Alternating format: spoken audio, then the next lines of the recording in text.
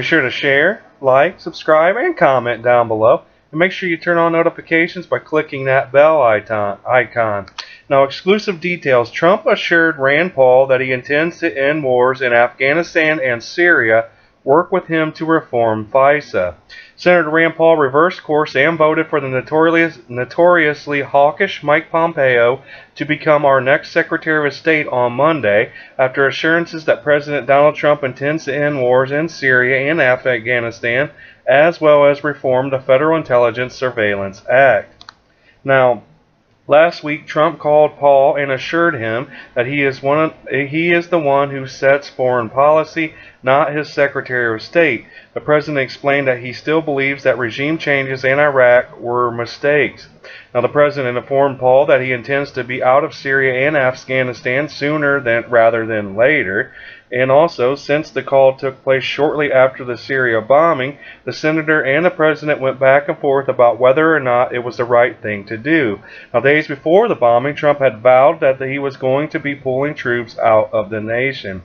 Now, Trump assured Paul that it was a one-time thing to deter the use of chemical weapons and not an escalation or change of his declaration from the week before. He was adamant that his vow to leave Syria stands.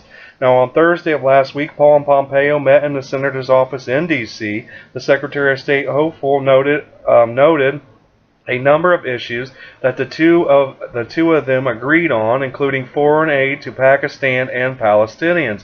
Now, Pompeo also agreed with Paul that Libya was a terrible idea and reminded the senator that he voted against it in the House.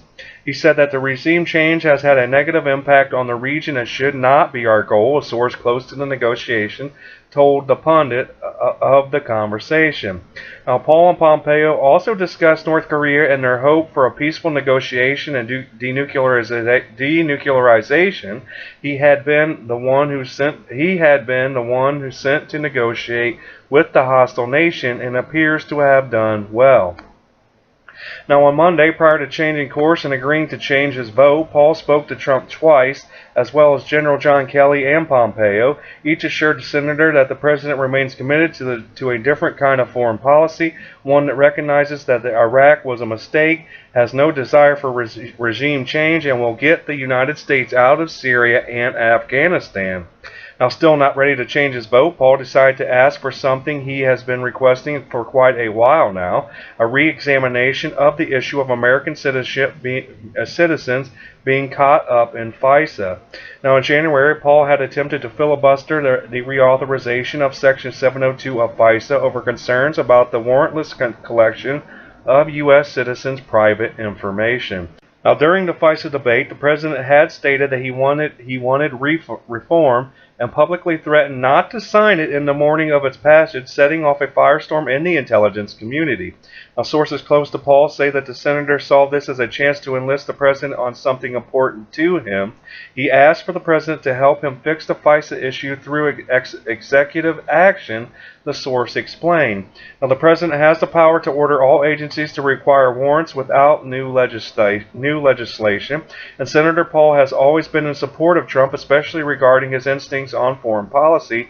His biggest objection to Pompeo was wanting assurances that the president intended to hold to his campaign promises on policy. Now, convinced that he will and that they will work together on FISA reform, Paul was certain that the negotiation was successful.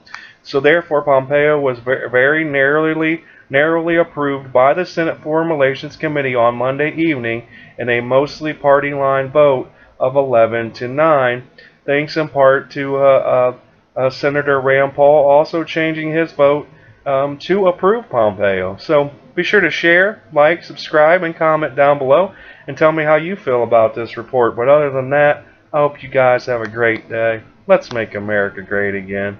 Peace.